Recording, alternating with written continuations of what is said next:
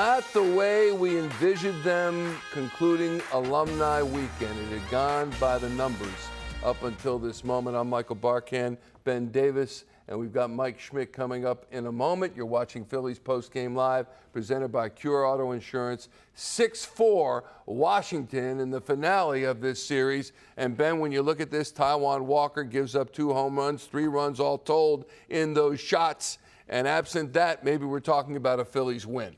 Yeah, 4 2/3, just threw a lot of pitches, 99 pitches on the day for Walker. Just didn't have that finish again on his pitches. We saw the fastball about 90 to 92, and the splitter percentage was up. He was getting better action with that, I will say, but just too many pitches in this ball game. He really labored early on, and it caught up to him later and gave up the 3 runs. And you think the Phillies hitting 3 home runs, you think, oh, that's going to be good enough. Just all solo shots, it's not going to get it done. To get out of here with 1 3 out of 4 from the Nats, you got to like that, but unfortunately not the win today. 4-game win streak is over. Yes, they did win 3 out of 4 from the Nats, and that's a good thing. And this is a game where the outcome belies the numbers. Phillies score the first run of a ball game, they're overwhelmingly winners. The Phillies get 4 or more runs in a ball game, they're overwhelmingly winners. Why did the game turn out opposite those numbers? Well, it's just the way it was today. They hit 3 home runs. Nobody was on base. That's the way it goes. But overall, the approach was decent today, just not able to push a couple more across home plate. The double play killed them there in the 9th inning. A couple double plays, actually, in this ball game that really cost them. And it was just the way it is.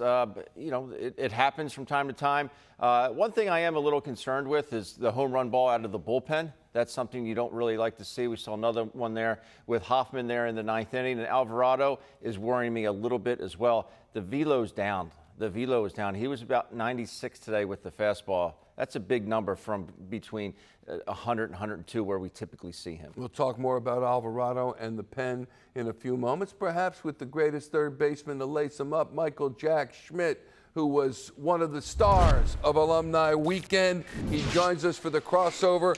Michael Jack, great to see you as always. I thought we'd be talking about a 5-game Phillies win streak and a sweep of the Washington Nationals. I was just saying to Ben, they score the first run, they usually win. They get 4 runs or more, they usually win. Did not happen. What's your observation of this loss today, Mike? Well, Ben said it. It is what it is, and this is why you play the games. Anything can happen in a game of baseball. Bit of a strange game. Really don't know where to pin it on, who to pin it on. Possibly the Phillies bullpen giving up 2 home runs, I believe, being difference in the game. Taiwan Walker leaves with a 4-2 deficit, and then the Washington Nationals bullpen kind of shut us out. They give up a couple hits, but nothing other than that. Fairly good game. Just the Phillies come out 2 runs down, and then like Ben said, the double play in the last inning. Even though you're down, you still feel like you have a chance to win. The game got completed without using Harper in the game, without using Real Muto. We were questioning that here a little bit in the booth, but that's the way it is. Schwarber was on deck when the game ended. Would Harper have been the right hitter to hit when Stubbs hit at the end of the game? So that's some of my thoughts. Mike, are you looking at Trey Turner there in the 2-hole? He gets a day off on Wednesday, then comes back like gangbusters Thursday through Sunday. He's just driving the ball all over the place. Do you like his bat path to the ball? I love it because it's so flat to the baseball and gets that good high finish.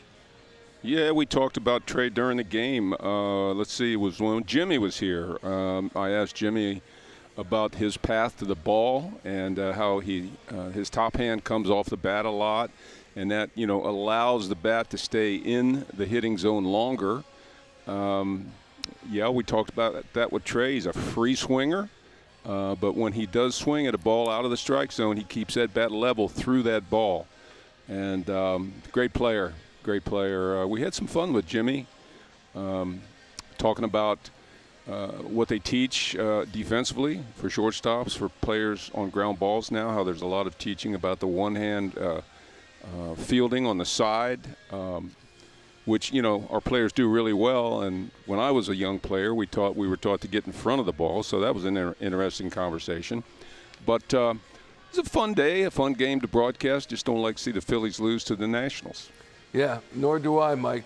Fill us in on your experience this weekend. We were talking about it pregame. Alumni weekend. They honored Carlos Ruiz Friday, the late, great David Montgomery yesterday, and then all the Phillies that made 20 years at Citizens Bank Park so special, and you were involved in that as well. You've been around baseball, certainly. You were blessed to play your career with just the Phillies, thank goodness. But no other team does this to this degree, and it's so special, isn't it? No, not even close. You know, hats off to, you know, from John Middleton all the way down. They come up with such classy stuff, the way they do things. They even had an empty chair down there for David Montgomery when they were introducing the administrative people that are so responsible for what went on here at Citizens Bank Park. To imagine that that's the way they were going to handle it. Amazing. And the way they treat the alumni, I can't tell you how first class it is. For us guys, it's wonderful to come back. You haven't seen a lot of the guys in a year. Hugs, you know, we have a history together. We talk about some of the cool things that happened to us when we were playing together. It works the same for the 08 team, the 08 guys, the 90 guys. So, you know, I don't know that I guess the fans can feel it, but no one feels it more than we as former players feel it. And you know, the team we're watching on the field right now, the great Phillies team right now, you know, many years from now will be standing where we're standing right now. I mean, it's hard for them to realize that, but it's, you know, it's the circle of life. And Bryce Harper and his teammates will all someday be walking out where we walked out and standing on the field where we stand. So, yeah, sum total, the Phillies are wonderful when it comes to events like today. Yeah, sure is. I feel like I'm listening to The Lion King, for goodness sakes. Exactly. All I have one request to you, my friend. You keep coming back year after year after year. You are beloved from all parts of Phillies Nation. Thanks so much, Michael Jack. Thanks, Michael. Thanks, Michael. Always See you, appreciate Ben. it. You got it. We'll see you later. soon. Got it. And then he missed a lot of time.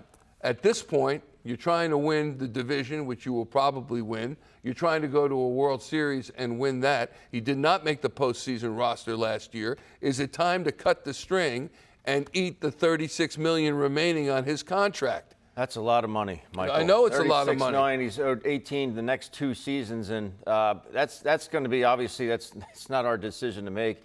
But depending on what they want to do, it's just he's not really competing really well right now with his stuff. The stuff just isn't there, and it's tough for him. We talked about it in his last start because he's had a better than average fastball in years past. He just doesn't have it this year, and we see that velo really tail off. It's almost he has to reinvent himself on how he can pitch and how that affects his split finger pitch and his cutter and his curveball. Everything. The arm speed is down. So how do you attack accordingly when you don't have that life on the fastball? It's very frustrating to watch. I'm sure it's very frustrating for him as well, trying to go out there and compete.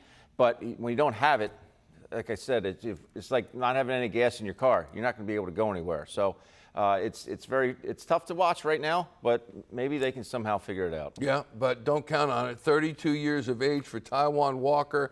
It looks like it's time to fish or cut bait with Taijuan Walker, and from this seat, cut bait. But let's hear what Rob Thompson has to say about the Phillies' loss today. With the timer on the play of the ninth, why not pinch it with Bryce there? I wanted to give both him and JT a full day. In the moment, is that hard for you to not want to put one of your best hitters up there? Absolutely, but I'm thinking long term as well. What's your takeaway after the, I guess, unofficially unconfirmed team meeting that did or didn't happen on Wednesday, and how you guys have played since then? Well, we're playing better baseball, that's for sure. And it was good to see us come back today, down 2, Stott and Marsh with the back-to-back home runs. They got their energy back. They're playing hard, and for the most part, playing well. What have you made of Taiwan's splitter so far in this past think it's been good. He's missing down with it a lot. So he's, there's some control command stuff there that he'll keep working on. But, early in the first inning, I'd like to see a little bit more, attack mode like he did in the last couple innings. He was 93, 94 in the last inning in the fifth. So I'd like to see some of that because then the splitter really becomes a force for him. So, but he was fine. He ran at third base in the first inning and he competed and got out of it. A couple of strikeouts and so just keep moving ahead. When you give one of your regulars a day off like that, is it a conversation pregame like stay ready versus I'm not using you today? Yes. Yeah. Is that something that could change maybe? Or? No doubt. Yeah. It just depends on the day and where we're at and how many games they've played in a row and how their bodies are feeling. There's a lot of factors in that. You've got 13 games against playoff teams coming up, and I think they're in a row beginning on Tuesday. How big is this stretch for you, and I guess how important are JT and Bryce going into that and getting up 2 days off today? Yeah, and that's what I'm thinking about is that this is going to be a tough stretch, no doubt, and we got to be able to handle it, and we got to have healthy bodies and rested bodies, and so that we give ourselves every chance to play well. Do you think can you be happy with him if he's just a 5-inning guy? Or do you think there's more in there? Do you expect more out of him in terms of his I do think there's more in there. But if he is a 5-inning guy, that's okay too. But I do think there's more in there. You hoping that Stott and Marsh kind of found something there in the sixth inning? Yeah, that was good to see. Those guys put a ball over the fence. It's been a little bit, I think, for both of them. So, maybe they're starting to get their rhythm and getting their swing down. And not knowing what Sanchez is going to do on Thursday in Atlanta, could you bring back Taiwan on regular rest and have Rangers start on Saturday? Is that Yes, we could. Yeah. Strom with the walks and Hoffman with home runs of late, both of them. Is there anything you're noticing that you think is a bigger issue? Or? Control with Stromy and command with Hoffy, And same thing with Alvarado. He hasn't struck many people out lately, and I think they're just going through, maybe it's a little bit of fatigue, but command's off a little bit. How big is this road trip? Well, they're all big, We got Atlanta and then KC, and KC's a very good club. Young, fast, do a lot of different things. Hopefully we just keep playing well. Respectively, Stott and Marsh, they're in the 6th and 7th spot in the lineup. They need to see a little bit more. We're waiting. I don't know if we're going to see it. Well, they are. I have noticed that Bryson Stott has definitely gotten better over this last week. He's barreled a lot of baseballs. He's staying behind the ball a little bit more. He's not being as passive, I don't think, with his swing and his approach. So it's nice to see him being a little bit more aggressive, and the results are showing, and obviously with that big homer today. All right, let's go to the clubhouse once again. Here is Taijuan Walker on his outing today. Still not throwing enough strikes. 3 walks still. Just too many pitches, especially for 5 innings. Just way too many. I like to go deep in the games, 6-7 innings, and just throwing way too many pitches right now. Is that just a matter of shaking off some rust, finding that command, or? Yeah, and then also just getting comfortable throwing the splitter a lot more now too. I want to throw it down. I want to throw it under the zone, but I just have to trust that the splitter is back and it's good, and I can throw it up in the zone and get weak contact with it. Does it feel different considering you spent a lot of your rehab stint working on the splitter? Does it feel better compared to before? Or? A lot better, yeah. Just the movement on it so much better, and just seeing the weak contact, the ground balls I'm getting now, and the swings and misses. Even the home run I gave up on it, it was a good pitch. It was down and in, and 9 times out of 10, it's a ground ball to third base or a shortstop. So I like where it's at. I think I threw 40 of them today, and that's kind of where we want to be at with it, and just trusting it more in the zone. So trusting where you're like locating it. More. Yeah. You know, I can get away with getting it up in the zone. As early in the year, you know, I was throwing it up in the zone and just wasn't moving it a whole lot and just getting, you know, hit for damage. So, no, I just got to trust that. I know I'm going to get the ground balls and weak contact with it now. Were you surprised that Ruiz did what he did on a fastball so high and so far outside? I didn't see it. Initially, I thought it was in the zone. And then when I saw the replay, I saw that it was way out of the zone. That's kind of what he does, though. You know, 0-2 pitch. You know, it's one of those where just got to tip my cap, I guess. Between that and, you know, calls home run too. Like, those are both balls. You know, most times people don't swing at those pitches. And, you know, just, you know, got the barrel to it. So. It's frustrating for you because you know you're not that far off. Yeah. But is it frustrating knowing that because you're working hard, but it's not getting the results right the way you want?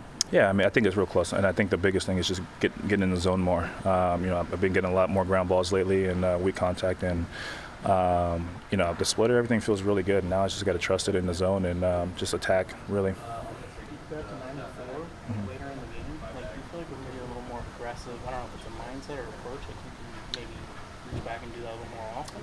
Yeah, I mean, I think so. Especially, I think it was like my 90-something pitch. Right. You know. I think it's there, especially seeing it now and looking up, and it was a strike. You know, I feel like I can be more aggressive now and kind of just let it rip a lot more and just trust it. Do you think the weighted ball stuff helped with that? I think so, yeah. Again, I think it's just now just trusting my stuff and just trusting where I'm at with everything and just believing in my stuff and knowing I can get outs. What do you think you guys have been playing just generally the last 5 days? Good. I mean, it was a good series, you know. We had a really good series against these guys. You know, sometimes you just lose games, but I think we've been playing really well, defensively, offensively, everything. I feel like we're kind of back to where we are in the beginning of the year. We just keep it rolling. You know, we're not going to win every game, but we just got to win every series. So. How big is this road trip coming up? Big. I mean, you know, we got Atlanta first, so just been taking it one game at a time, one pitch at a time, one out at a time, and again, I feel like we've all been clicking on the same page again, offense and pitching. So should be a fun series. It always is against these guys. So, but yeah, and then we got Kansas City. But right now we got to focus on Atlanta and just take care of business there. Thank you. You think, well, we're going to bring a lefty in. I'm at the point now, Michael, where I'm hoping they bring a lefty in to face Kyle Schwarber because he's going to get the best of them. All right, how about Brandon Marsh had a hit today? In fact, it went out of the park. Here's Brandon Marsh postgame. Homestand, just what you guys talked about getting back on track, and I thought you guys did that this week, and after a couple tough that stretch that you have. Sorry about that.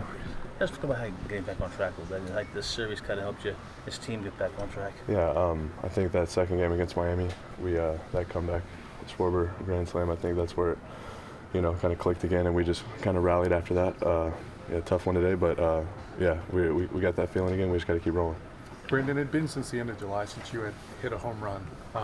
What did that do for you? I mean, you went around those bases pretty fast. What did that do for you? Just tied the game up. That was about it. Yeah, just nothing really for me. Felt good, but yeah, just another swing. What do you think are the keys for you to get back to the best version of yourself at the plate? Just simplify. You know, just A to B, finish through C. How big is this series coming up against Atlanta? Every series is a big one, but yeah, especially this one, Atlanta in division.